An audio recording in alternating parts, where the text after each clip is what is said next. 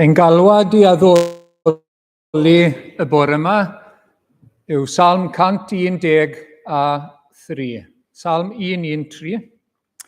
Molwch yr arglwydd, molwch chwi weision yr arglwydd, molwch enw'r arglwydd. Bendigedig fyddw enw'r arglwydd o hyn allan a hyd byth, o godiad hael hyd ei fachlyd, bydded enw'r arglwydd yn foliannus. Uchel yw'r arglwydd goruwch yr holl genhedloedd, a'i ogoniant goruwch y nefoedd. Pwy sydd fel yr arglwydd ein Duw yn y nefoedd neu ar y ddeiar, yn gosod ei o'r seddfainc yn uchel a hefyd yn ymostwng I edrych yn isel. Y mae ef yn codi'r gwan o'r llwch ac yn dyrchafu'r anghennus o'r domen, yw gosod gyda phendifigion ei bobl. Rhydd deulu i'r wraig ddi-blant, daw hi'n fam lawen I blant. Molwch yr arglwydd. Wel, gawn ni ymateb nawr ac addoli ymhellach gyda'r emyn cyntaf, frenin nef a ddolwn frenin nef. Boed gogoniant a'n rhydedd mawl iddo ef.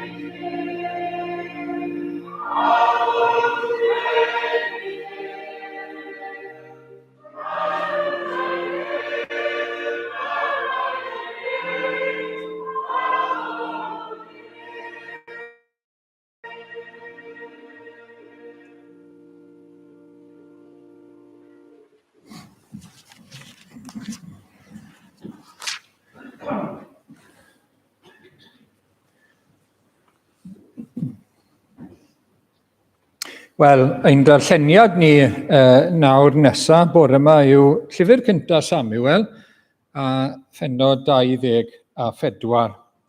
I ni'n sôn y bore yma am gwynau byd y rhai addfwyn. Dyna sydd gyda ni y bore yma.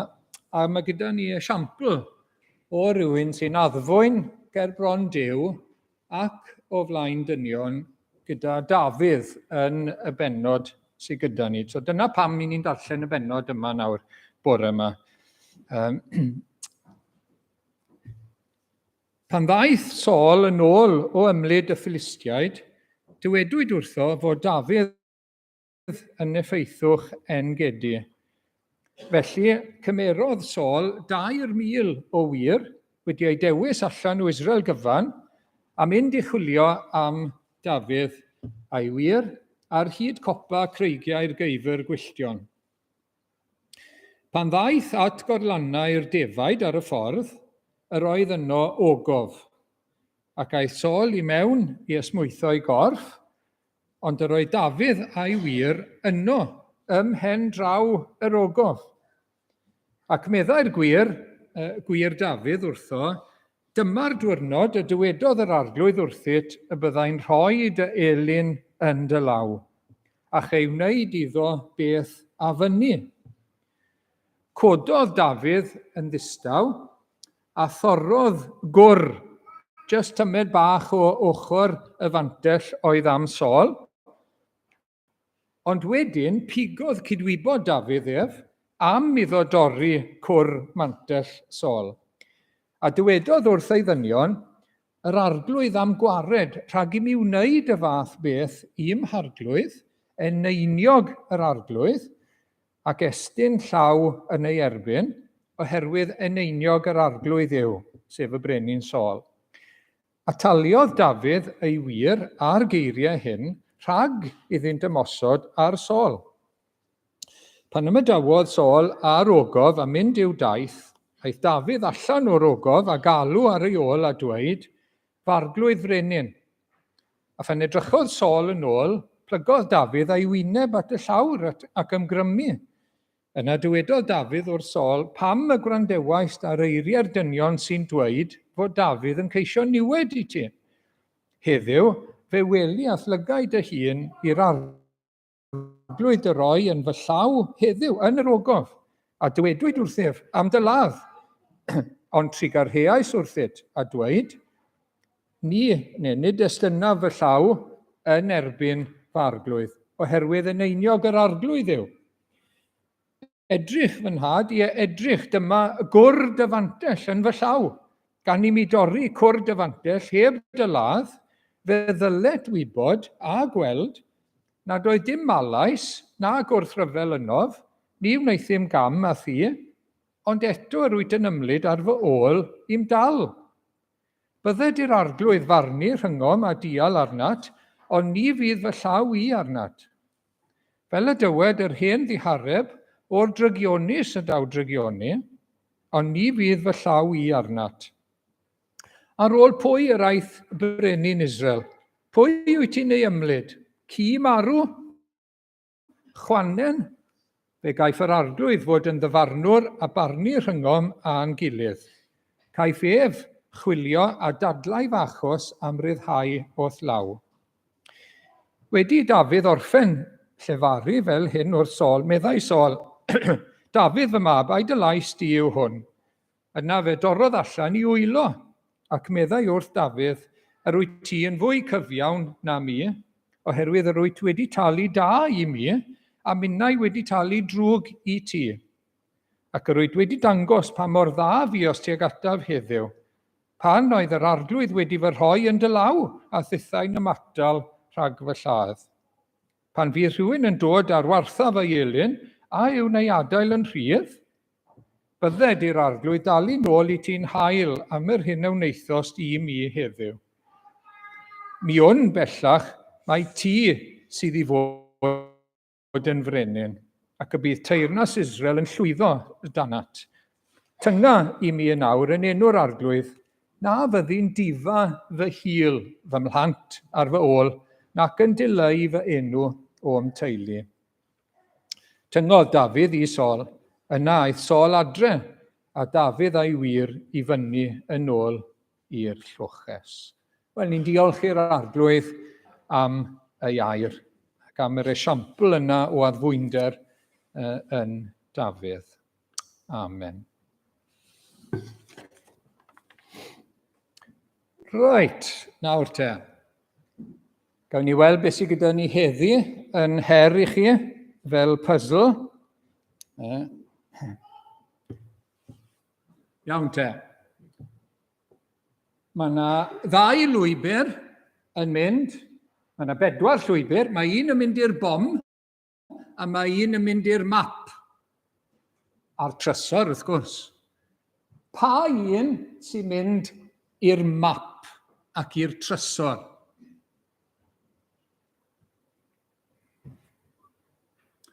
Eben, oedd gyntaf, efe? Ti'n gweud, efe? Gawn ni weld. Na, dim yw e. Mae yn mynd nôl i da. Na, dim yw e. Cadi.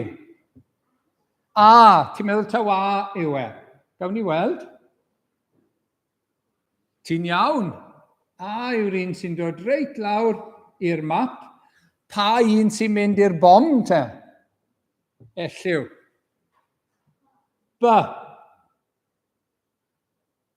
Ti'n iawn. Ti'n iawn. Da iawn. Dechrau da. Dechrau da. Gawn ni weld beth sy'n nesaf. Mae y lori yn cario'r fuwch, a mae eisiau mynd i'r sgubor. Wel, y beidi, wrth gwrs, i'r beidi. So, mae'n cario'r fuwch i'r beidi, ond pa un hewl sydd eisiau mynd arni? Rhif 1, rhif 2, rhif 3, neu rhif 4. Ni'n credu taw Elliw oedd gyntaf tro yma ar hwn. 2. Gawn ni weld.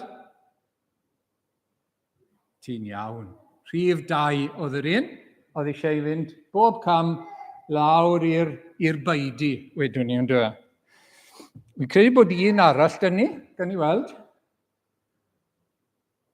Diolch. Nawr te.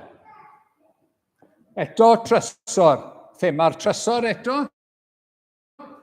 A mae 3 dewis dych chi. O'r llong i'r trysor, 1, 2 neu 3. Pa un tybed sydd tro yma? Eben moyn chans? 2, ti'n meddwl? Gawn ni weld beth yw'r ateb cywir. O, 3 oedd e. Dim ots, hwnna oedd yr un anodda, wrth gwrs, oedd hwnna. 3 yw'r un, os chi'n dilyn y reit, rownd, lan a nôl, lawr i'r trysor. Un arall, dim ond un arall, chi'n ei mor dda. Mae hwn yn homemade. Falle bod chi'n gallu sylwi. Dyw hwn ddim yn dod o Google. Mae gyda chi y Phariseiad yn gweddio, dyn pwysig iawn, yn meddwl bod e'n bwysig iawn ac yn dda iawn o flaen Duw. A dyn arall yn gweddio sydd ddim yn meddwl bod e'n dda iawn. A mae'n just yn gofyn am help gan Dduw. Pa un ohonyn nhw sy'n mynd i gael y ddeiar? Nawr te. Elliw oedd gyntaf. Yr un sy'n meddwl bod e'n dda? Ti'n meddwl taw fe yw e? Na, ge. Gawn ni weld. Mae'n mynd lan, draw, fel yna. Mae'n croesi fyna. Hwna sy'n neud yn anodd. Mae'n croesi fel yna. Wy'n deall pam nes ti feddwl. Oedd e ddim yn un da iawn. Chaos. Maen nhw'n agos iawn at ei gilydd a maen nhw'n croesi. Dia. Na fe. Yr un ar y dde sydd actually yn mynd lawr i'r ddeiar. Sim ots. Na fe. It's the thought that counts, ynddo fe. A hwnna'n dod â ni at ein adnod ni heddi, nawr te. So yr adnod yw gwyn ei byd yr rhai addfwyn, oherwydd pan hwy etifeddu y ddeiar. Blessed are the meek, for they will inherit the earth. A beth mae hwn yn dysgu i ni, bod y person sy'n plygu o flaen Duw, ac yn isel o flaen Duw, ac yn isel o flaen pobl, Mae hwnna'n dangos bod Duw gyda nhw, bod Duw ar waith yn eu bywyd nhw, a mae'n mynd i'w bendithio nhw. Ar y ddeiar yma, bydd e'n gofalu amdano ni, bod bywyd yn gallu bod yn anodd iawn, a byddwn ni'n cael hefyd bod yn y nef newydd a'r ddeiar newydd wedyn hefyd, ar ôl i Iesu Grist ddod nôl. Wel, dyna ni. Diolch yn fawr am ymateb mor dda bore yma. Gawn ni droi at yr arglwydd mewn gweddi. Diolch arglwydd am gael dod gyda nawr yn enw Iesu Grist. Diolch am gael bod yn yr Oedfa y bore yma ar ddydd Sul, dydd yr atgyfodiad, y dydd i ni'n dathlu bod Iesu Grist yn fyw. Yr un sydd wedi marw dros ein pechodau ni, ac wedi atgyfodi wedyn y trydydd dydd, i ddangos i bawb bod y gost, y pris, y ddyled wedi ei thalu am bechod dynion ar y groes. A bod dim eisiau neb i dalu eto, na dioddef eto, na cael ei cosbi eto. Mae'r arglwydd Iesu wedi dioddef a gwneud y cyfan drosto ni. Ac diolch arglwydd bod hwnna yn ein helpu ni i weld bod e wedi wneud popeth ar ein cyfer ni. Ac os i ni'n credu ynddo fe, cyffesu ein pechodau ac yn credu ac yn pwyso ar yr arglwydd Iesu, byddwn ni'n cael maddeuant o'n pechodau hefyd a dod yn iawn gyda Duw. I ni'n diolch am y dydd yma felly heddi, a diolch bod gyda ni Dduw sydd yn fyw a arglwydd sydd yn fyw. Ac felly arglwydd wrth i ni feddwl am hynny ac wrth i ni fod yma ar ddydd Sul, i ni'n gweddio byddwn ni'n ymwybodol bod ti yma gyda ni, bod y Duw byw yma gyda ni, bod yr arglwydd byw gyda ni, bod y tad a'r mab yn bresennol gyda ni trwy yr ysbryd glân. Ac arglwydd, diolch bod ti wedi addo anfon yr ysbryd, diolch am waith yr ysbryd glân, diolch am yr un sydd yn gwneud i ni weld rhywbeth o'n pechod, beth sydd ddim yn iawn yn ein bywyd ni, a gweld rhywbeth wedyn o pa mor dda wyt ti, a pa mor ardderchog yw Iesu Grist, pa mor addas yw Iesu Grist, yr un sydd wedi dod i'n hachub ni. Yr union un sy'n gallu ein codi ni allan o'n pechodau a rhoi bywyd trygwyddol i ni. I ni'n diolch arglwydd am yr efengyl, i ni'n diolch am waith yr ysbryd glân, ac i ni'n gweddio bore yma am weinidogaeth yr ysbryd glân yn ein plith ni arglwydd. Yr ysbryd sydd yn gogoneddu Iesu Grist. Yr ysbryd sydd yn codi yr arglwydd Iesu yn uchel iawn yng ngolwg pobl. Ac ni'n gweddio am hynny heddi ac yn dangos pa mor rhagorol wyt ti arglwydd. A dangos i ni hefyd, trwy'r adnod sydd gyda ni heddi, shwd ni'n gallu gweld bod yr ysbryd ar waith yn ein bywyd ni, bod Duw ar waith yn ein bywyd ni. A beth yw'r addfwynder yma mae'r arglwydd Iesu yn sôn amdano fe. Ac arglwydd, i ni eisiau gweld bod ti ar waith yn ein bywyd ni. I ni eisiau yr llawenydd yma o fod dan dy fendith di arglwydd. I ni eisiau'r gofal sydd gyda ti ar gyfer dy bobl. I etifeddu'r ddeiar, bod ti'n gofalu amdano ni yn y byd hwn, a bod na nef newydd a deiar newydd i ni ar ôl i ni farw pan fyddi di'n dod nôl eto.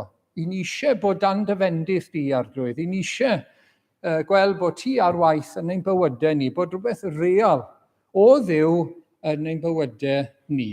Ac i ni gweddio felly, byddi di gyda ni, byddi di'n siarad â ni o arglwydd trwy y neges yma, a'r adnod yma i ni'n edrych arni heddiw. Ac arglwydd, i ni'n diolch bod yr arglwydd Iesu yn esiampl mor fawr a mor ardderchog o rywun oedd yn addfwyn. Bod e'n fodlon gadael y nef a dod fel dyn, bod e'n fodlon plygu ac ymostwng i ddod fel gwas a gwasanaethu y tad a'n gwasanaethu ni hefyd trwy fod yn geidwad, yn waredwr i ni. I ni'n diolch oedd e'n gweud ei fod yn addfwyn ac yn ostyngedig o galon, ac ni'n gweld hynny'n glir yn yr arglwydd Iesu. Ac ni'n gweddio byddwn ni yn cael dod yn fwy tebyg iddo fe, arglwydd, fel dy bobl di ac fel dy blant di.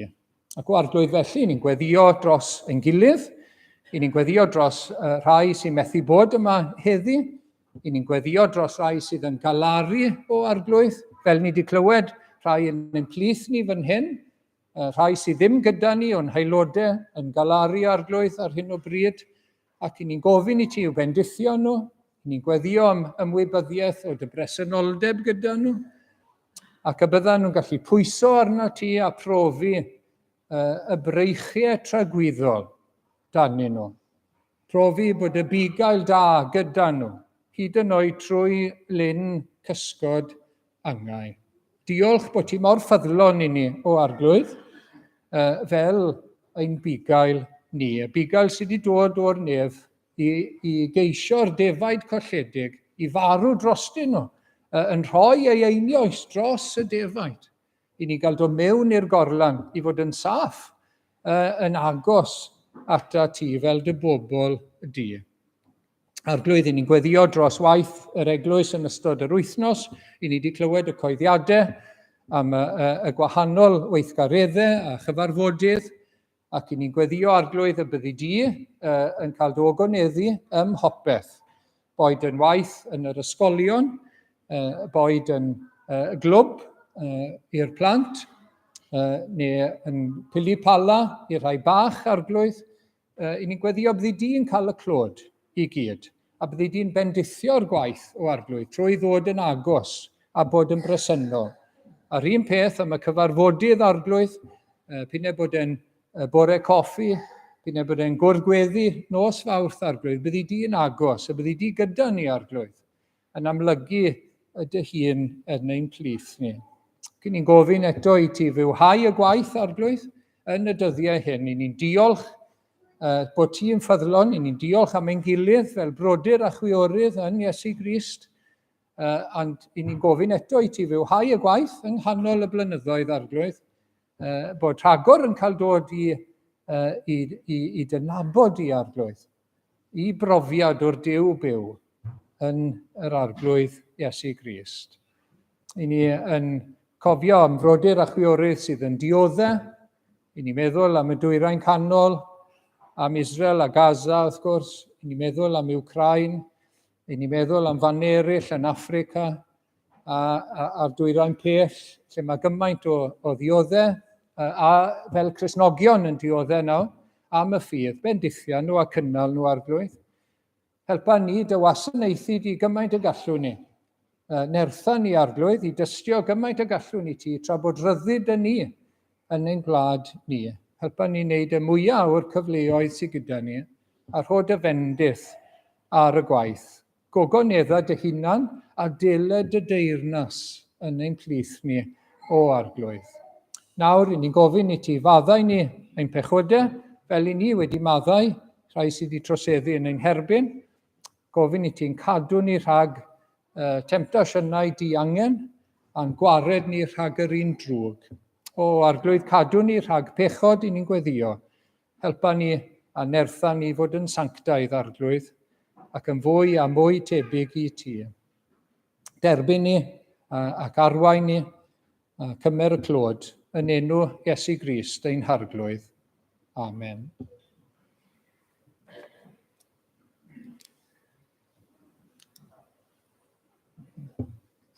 Wel, i ni'n dod nawr at yr ail emyn y bore yma. Mae enw Iesu Grist i mi mor fwyn a llais o'r nef. Mae'n gwneud i'm henaid roddi llam, neidio yw hwnna, naid ei hyfryd enw ef.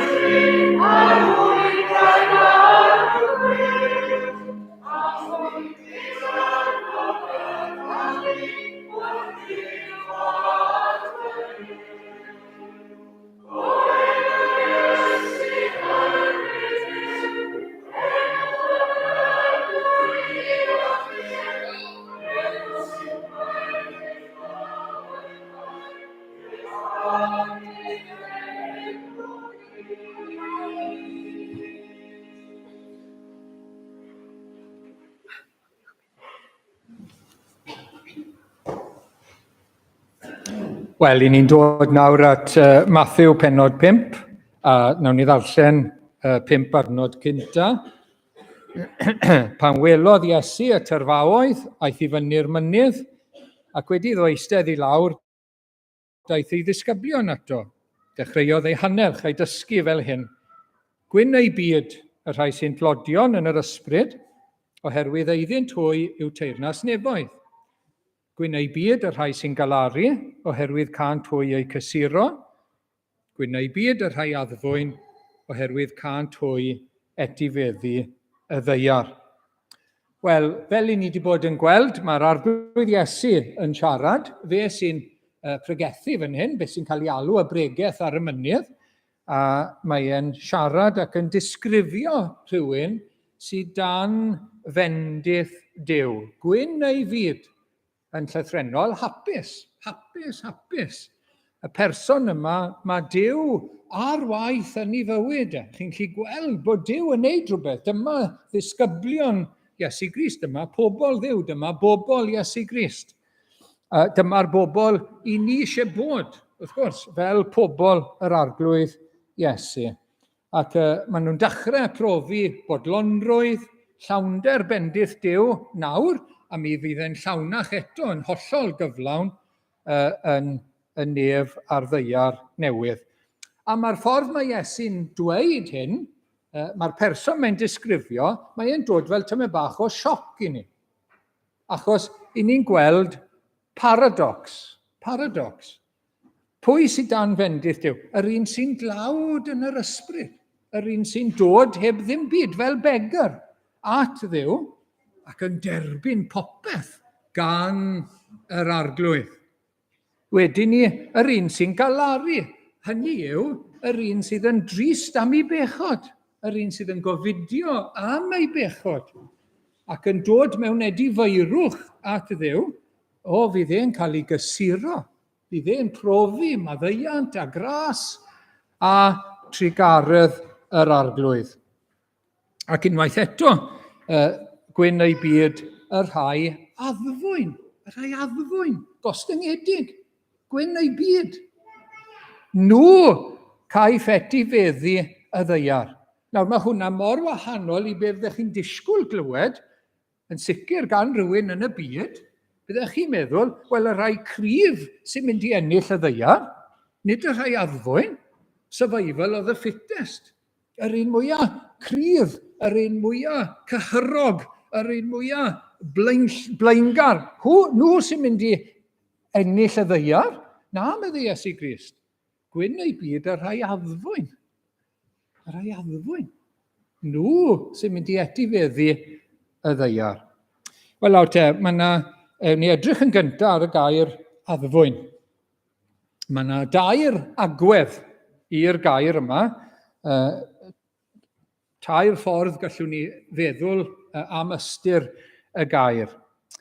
Yn gyntaf, mae'n y canol, rhwng digofaint a dicter, bod chi'n grac iawn am bopeth a bod chi'n ddig iawn, ar ochr arall, bod dim ots dych chi am ddim byd. Mae rhwng y ddau. Ac ni'n gweld hynny yn Iesu Grist, yn yr arglwydd Iesu ei hunan. Pan mae yr arglwydd Iesu ar y groes, dyma'r sleid nesaf, ar y chwith fyna, arglwydd Iesu ar y groes, dyw e ddim yn dial. Dyw e ddim yn mynd yn grac gyda rhai sy'n ei roi ar y groes. Bod nhw'n ddrwg, bod nhw'n gwneud beth sydd yn anghywir, mae e'n gwybod hefyd bod llaw Duw gyda fe i fod ar y groes i farw, ond yn fwy na hynny, mae e'n gweddio ar Dduw i faddau iddyn nhw. Tra bod e ar y groes, o dad, maddau iddyn nhw. Does dim, ddim yn grac ac yn ddialgar fel yna gyda nhw. Ond, mae rhaid ni beidio meddwl bod dim ots dy fe, chwaith. Achos pan oedd pobl yn y deml wedyn ni, yn troi y byrddau, yn gwerthu, Iesu sy'n troi'r byrddau, oedd pobl yn gwerthu, yn gwneud rhyw fath o farced yn y deml, i wneud arian. Oedd Iesu Grist yn, sy'n ots, na fe. People will be people. Na, dim o gwbl. Mae'n ddig, oherwydd gogoniant Duw, bod nhw'n defnyddio ti Dduw i'r pwrpas anghywir, oedd e fod yn le i weddio, a bod pobl ddim yn cael y cyfle i weddio, oedd e'n gwneud cam a phobl. Oedd ddim yn iawn gerbron Duw, ac oedd e'n gwneud drwg i'r bobl, oedd ddim yn gallu dod i addoli Duw a gweddio, a oedd e'n grac. Felly, chi'n gweld y balans na, a mae addwynder rhywbeth fel yna. Nid bod ni yn ddialgar ac yn gas, ond nid bod dim ots dyn ni chwaith. Mae'n bwysig i gael y balans na yn glir. Yn ail, oedd e'n cael ei ddefnyddio, ewn ni at yr un nesaf, mae'r gair yn cael ei ddefnyddio am anifail wedi ei ddoddi. Bod e'n addfwyn. Anifail wedi cael ei ddoddi, a fan hyn, enghraifft, ceffyl wedi sôn am hyn o'r blaen. Ceffyl yn cael ei dorri mewn. Ac ych chi'n gweld darlun fan hyn, ohono ni o'r natur ddynol, dyna ni yn ein natur naturiol. Dyna ni, yn ein perthynas â Duw, chi'n gweld? A gyda dynion, ond dyn ni'n eisiau cael ein rheoli gan Dduw. Dyn ni'n eisiau dod dan awdurdod Duw. I ni eisiau mynd y ffordd yn hunain. Dyna'r natur ddynol. I ni'n troi cefen, medde'r Beibl, pawb yn mynd i'w ffordd ei hunain. A darlun yw hwnna, wrth gwrs. Ond ar ôl proses eitha hir o dofi a trin y ceffyl, wrth gwrs, mae'r ceffyl yn dod at y perchennog, neu pwy bynnag yw'r trainer. Mae'n dod ato fe. Mae'n gadael iddo ddod ato fe. Wedyn mae'n cael marchogaeth ar ei gefen, mae'n cael ei droi bob ffordd. Yr un ceffyl yw e. Yr un nerth sydd yn y ceffyl. Ond nawr, mae dan ofal, mae wedi ei ddoddi. Mae yna addfwynder yna. Dyna rhan o beth yw bod yn addfwyn. Pan mae yr ysbryd glân ar waith yn ein bywyd ni, yn lle bod ni fel yna gyda Duw, bod ni fel hyn, wrth gwrs.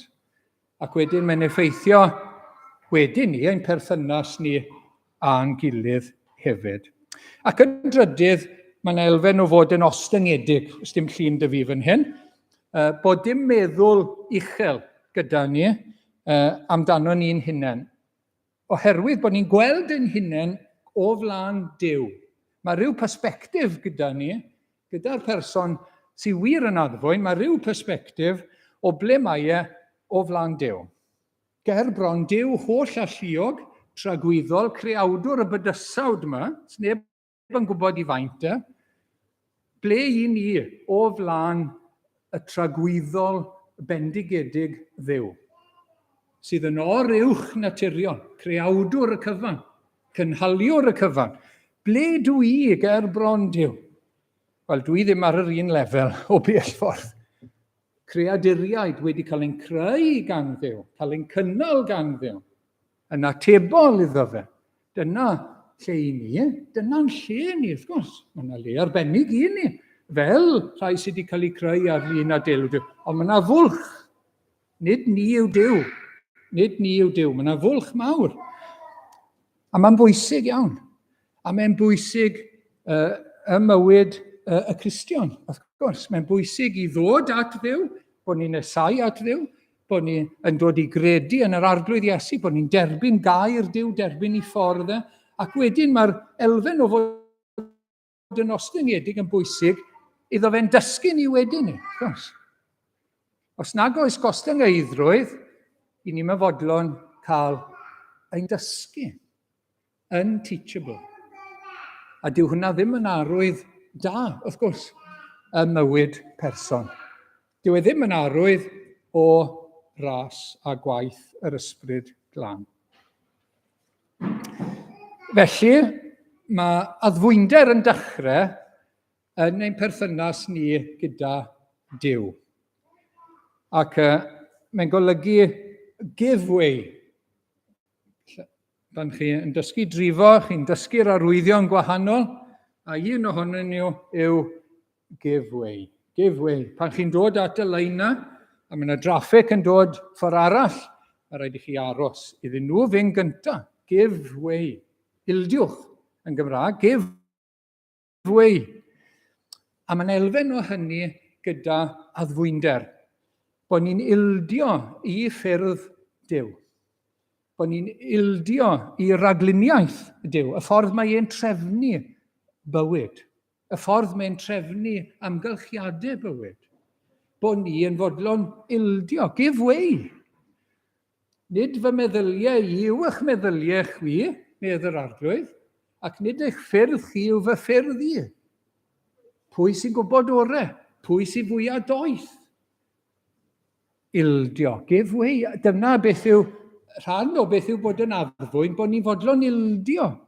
Beth sy'n digwydd yn ein bywyd, amgylchiadau bywyd. Amgylchiadau ar hyn o bryd. Pethau ni methu newid, wrth gwrs. Wel, i ni'n ildio i ragluniaeth Dduw. Yn dawel, heb chwyddo, heb gwyno ac achwyn, fe sy'n gwybod orau. I ni'n cael esiampl yn y Beibl o rhywun sydd ddim yn addfwyn ger bron Duw. A Jona yw hwnna. Jona. Mae'n broffwyd i Dduw. Ond dyw e ddim yn addfwyn fel dyle fe fod. Dyw e ddim yn fodlon mynd i Asyria i gyflwyno neges Duw i'r bobl yna. Dyn nhw ddim yn haeddu. Mae e'n gwybod y well na Duw, dylen nhw ddim clywed y newyddion da. Na beth mae e'n gweud wrth Dduw. Mae'n mynd ffordd arall, mae'r arglwydd yn ei stopo fe ac yn ei orfodi fe i fynd, a mae'n cael ail gyfle, mae'n cael ei fendithio, mae'r bobl yn ymateb, dyw e dal ddim yn hapus. Mae'n pwdi wedyn ni gyda Duw. Mae'n pwdi gyda Duw, a mae'n aros tu fas i ddinas Nineve gan obeithio falle bydd barn Duw yn dal i ddod lawr ar y bobl yn hytrach na trigaredd Duw. Dyw e ddim yn addfwyn felly. Mae'n iawn, medde fe, i fi deimlo'n ddig hyd angau. Wy'n grac at ti. Dyw e ddim yn plygu. Dyw e ddim yn ildio yn ei galon. Mae di mynd, ond dyw e ddim yn ildio yn ei galon i ewyllus Duw. Ond mae'r un addfwyn gair Duw yn ein lliwio ni, ein meddwl, ein bywyd ni, ein calon ni, gair Duw, gorchmynion Duw, pan mae'n dweud beth yw amodau ei fendithion, bod rheina'n bwysig yn ein golwg ni, Os ych chi'n gwneud hyn, mi gewch eich bendithio, wel mae hynna'n bwysig i ni wedyn. Bod ni yn fwy parod i ddadle gyda'n calon yn hunain na dadle gyda Duw a'i air.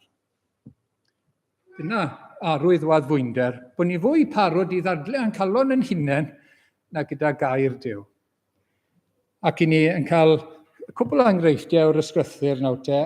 Cornelius, dyma'r efengyl nawr te, mynd trwy Pedr i y cenhedloedd, un o'r troion cyntaf i'r cenhedloedd i glywed yr efengyl am Iesu Grist. A gwrandwch beth mae Cornelius yn gweud. Nawr te, yr ydym ni bawb yma ger bron Duw i glywed popeth a'r chmynwyd i ti gan yr arglwydd. Ych chi gynulleidfa? I ni moyn i ti i ddweud y cwbl mae'r arglwydd wedi dweud wrtho ti, paid a dyla dim byd yn ôl, gweda'r cyfan, fel mae e, tell it as it is, i ni'n barod i wrando. Arwydd waddfwynder yw hwnna, chi'n gweld? Ni'n barod i llythyr Iago ar benno gynta. Ymaith gan hynny a phob aflendid, ac ymaith ar drygioni sydd ar gynnydd, a derbyniwch yn wylaidd. Gair arall am addfwyn wrth gwrs, yn wylaidd y gair hwnnw a blanwyd ynoch, ac sy'n abl i achub eich eneidiau. Derbyniwch air Duw yn wylaidd. Mae yna ffordd i dderbyn e.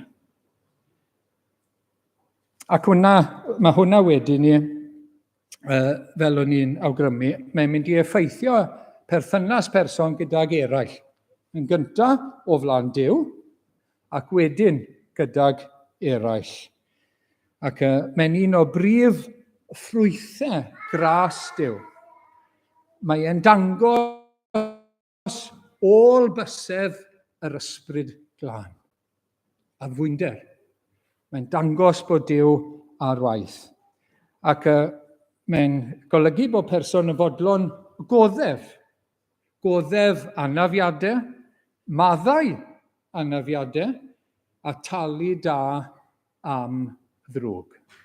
Goddef anafiadau, injuries, maddau, a talu da am ddrwg. Dyma chi chydig o enghreifftiau nawr te, dyma'r un cyntaf yw goddef. Yn gymaint, yr apostol Paul yn sgwennu at y Corinthiaid, o'n nhw'n mynd â'i gilydd i gwrt o'r eglwys, achos yw faterion oedd gyda nhw'n erbyn ei gilydd, a nhw'n mynd i'r llys, nhw'n mynd i'r gyfraith a'i gilydd, fel Cristnogion. Yn gymaint a'ch bod yn ymgyfreithio o gwbl a'ch gilydd, ar ydych eisoes yn wir wedi colli'r dydd. A dyma'r neges, dyma'r ddysgeidiaeth, pam yn hytrach na o ddefwch gam. Pam yn hytrach na o ddefwch golled. A fydde fe'n ddiwedd y byd, medde fe, sech chi'n goddef eich gilydd. Fel brodyr a chwiorydd yng Nghrist. Mae hwnna'n heriol iawn. Mae'n rhoi ffrwyn ar ryw dymer hunanol yno ni. Oedd un yn gweud bod e fel rhoi dŵr ar god, fel bod e ddim yn tanio yn rhwydd. Bod e'n rhoi ffrwyn ar y tafod a yn dylan nôl rhag mynd i ddicter rhy wyllt a rhy barod. Pregethwr pennod 7, paid â rhithro i ddangos dig, oherwydd mynwes ffylied y mae dig yn aros. Paid â rhithro i dalu nôl ac yn y blaen. Na, mynwes y ffylied mae hwnna. Mae e'n hollol gros i malus yn Saesneg. Beth yw malus? Llofruddiaeth y meddwl. Bo chi'n lladd rhywun yn eich meddwl. Na beth yw malus? Mental murder. Dyma chi, llofrydd yw pob un sy'n casau ei gyd aelod neu frawd, ac yr ydych yn gwybod nad oes gan unrhyw lofrydd fywyd tragwyddol yn aros ynddo. Casineb yn y meddwl. Heb iddo fe ddod mas hyd yn oed. Casineb. Iesu Grist yn gweud rhywun peth pan mae'n esbonio na ladd. Mae'n dechrau fan hyn. Yn y meddwl, yn y galon. Llofruddiaeth yn y galon. Llofruddiaeth yn y meddwl. Wel, wrth gwrs, mae addwynder yn gros i hwnna wedyn. Bod ni'n gweddio bendith ac yn dymuno bendith i eraill. Mae'n golygu maddau anafiadau. I ni wedi dweud goddef anafiadau a maddau anafiadau hefyd. Maddau. Felly Marc 11, mae'r adnod mae'n bwysig iawn yn credu, a phan fyddwch ar eich trad yn gweddio, os bydd gennych rhywbeth yn erbyn unrhyw un, maddeuwch iddynt. Maddeuwch iddynt. Mwyn i'ch tad sydd yn y nefoedd faddau i'ch wythau a'ch camweddau. Felly, dyma beth mae yr adnod yma yn dweud, dyma beth mae Iesu Grist yn dweud. Mae gwrthod maddau yn rhwystro addoliad, rhwystro ein gweddiau ni. Mae mor allweddol. Fel i ni wedi profi maddeuad, ein bod ni yn maddau. A mae hynny'n golygu, wrth gwrs, maddau fel Duw. Fel mae wedi maddau i ni. Yr un ffordd. Dyna sy'n dangos stamp gwaith yr Ysbryd Glân, bod ni'n maddau fel mae wedi maddau i ni. Yn real, o'r galon, yn llawn ac yn llwyr. So Eseia 43, mae fi yw Duw sy'n dileu dy droseddau fy mwyn fy hun, heb alw i gof dy bechodau. Fel na mae Duw yn maddau, yn llwyr, yn dileu, delete. Gawn ni weld y sleid nesaf. O'n i'n clywed wythnos yma bod chi'n gallu cael apps nawr. Mae yna app i bopeth, fi'n credu. Bopeth yn y byd bron erbyn hyn. Wel, mae yna apps i gael. Dwedwch bod chi eisiau gwerthu eich ffôn, hen ffôn, neu laptop, neu iPad, neu beth bynnag yw e. So os gyda chi eisiau gwerthu. A chi'n poeni bod gwybodaeth arno fe. Wel, mae yna app i gael. I res. Mae yna apps i gael sy'n dileu y cwbl, maen nhw'n gweud. Dileu y cwbl, fel chi'n dim byd ar ôl ynddo fe, dim byd o gwbl, chi'n gweld? A beth i ni'n gallu wneud, wrth gwrs, yw cadw backup file wedyn ni, i ni yn hunain, ynddo fe. Wel, pan mae Duw yn maddau i ni, mae'n complete wipe. Complete wipe. Dyw e ddim yna. Dyw e ddim yna. Gobeithio bod chi'n credu yna bore yma. Pan mae Duw yn maddau, yn complete wipe o'n pechodau ni, yn Iesu Grist, trwy waed y groes. Complete. Ond pan i ni'n maddau, pa mor rwydd yw e i gael backup file? Bod e ddim yn complete wipe. Ond bod ni'n cadw fe fyna rhywle, a ni'n cofio. Dim fel na mae Duw yn maddau. Ac wrth gwrs, mae rhaid ni weddio am ras i faddau fel mae wedi maddau, fel ni wedi cael ei maddeuant. Dyna beth mae'r arglwydd yn sôn amdano fe. Mae'n faddeuant cyson, wrth gwrs. I ni'n byw ar faddeuant bob dydd, sawl gwaith yn ystod y dydd. Mae'n maddau yn helaeth, meddwl Eseia 55. Dere nôl at Dduw, mae'n arbed ac yn maddau yn helaeth. Iesu Grist yn dweud wrth Pedr, sawl gwaith wi fod i faddau. 7 o weithiau, na, 77. Yn gyson ac yn helaeth. Ac wedyn talu da am ddrwg. Mi glywson ni fe yn y darlleniad bore yma am Dafydd. Beth nath ei Sol talu da am ddrwg. Rhufeiniaid 12. Yn hytrach os bydd elyn neu delynion yn ewynu rho fwyd iddynt, os byddant yn sychedu, roedd iddynt beth yw yfed. Os gwneud hyn, bydd hi'n pentyrru marwor poeth ar ei pennau, Paid â goddef dy drechu gan ddrygioni, trecha di ddrygioni a daioni. So talu da am ddrwg ydy agwedd y person sydd yn addfwyn. Yn addfwyn, rhan o addfwynder. Ac mae'n dod, ac mae mor addas, mae mor hyfryd, mae mor felys, ym mhob rhan, ym mhob agwedd o fywyd. Ni wedi clywed am rando gair Duw, derbyn gair Duw yn wylaidd. Mae'n allweddol wrth i ni gywiro rhywun arall. Galatiaid 6 yw'r un nesaf. Gyfeillion os caiff rhywun ei ddal mewn rhyw drosedd. Eich gwaith chwir rhai ysbrydol yw ei adfer mewn ysbryd addfwyn. So ydych chi fod i gywiro rhywun sydd wedi cwmpo, sydd wedi gwyro yn addfwyn. Achos gallai fe ddigwydd i chi, os nag ych chi'n ofalus, yn addfwyn.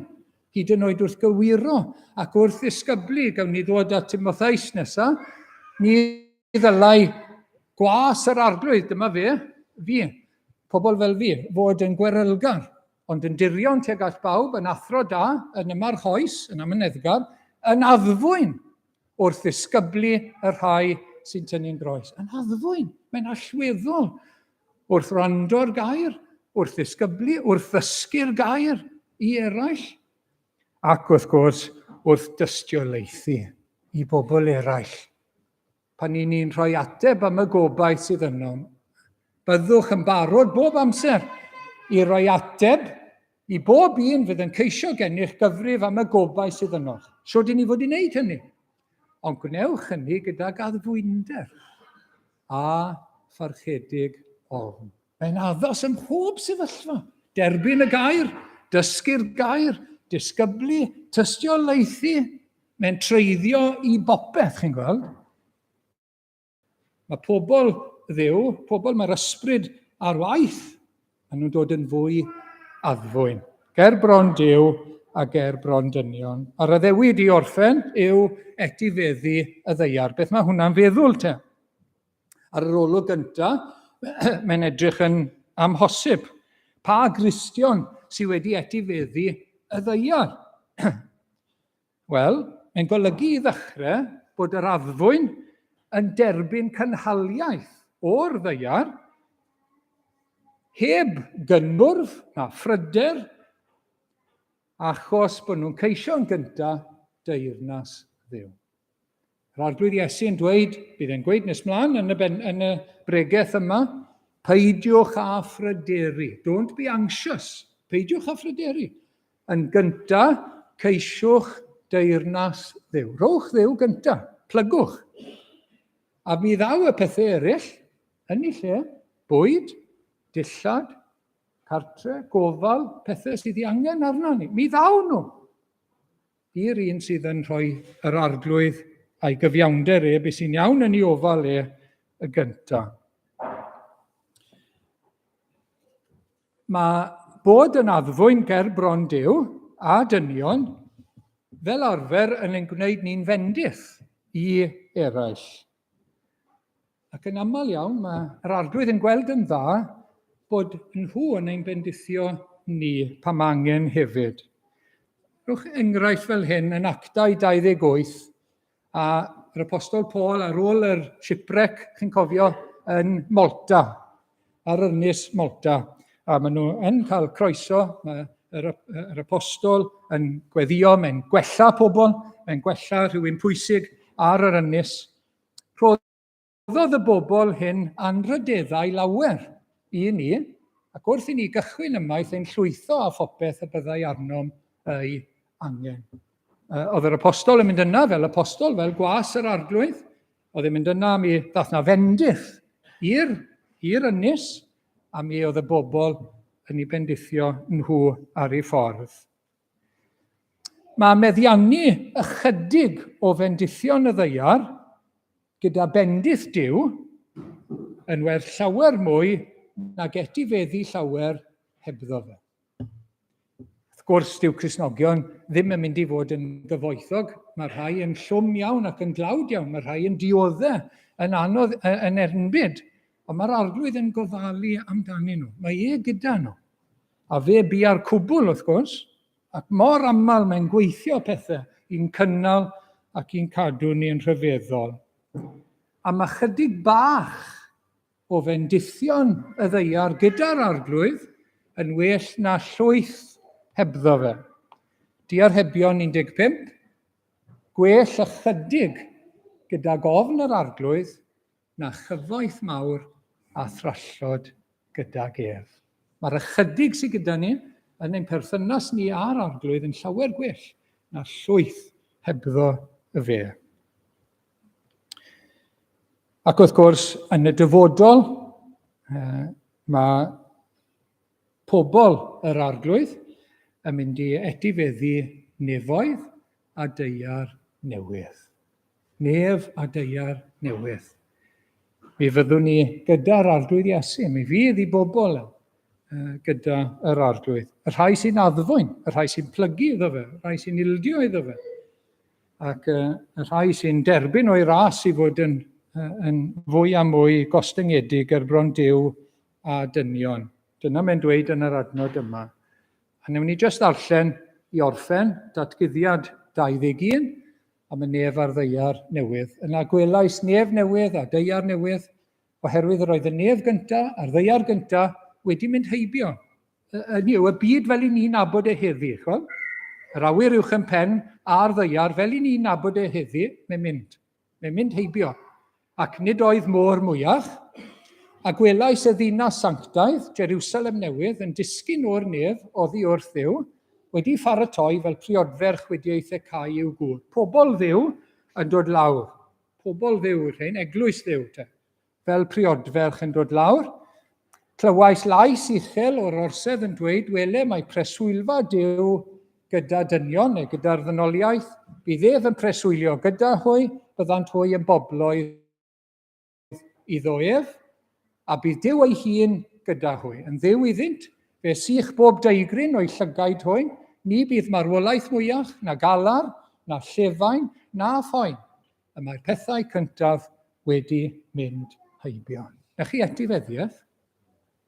Y nef newydd a'r ddeiar newydd.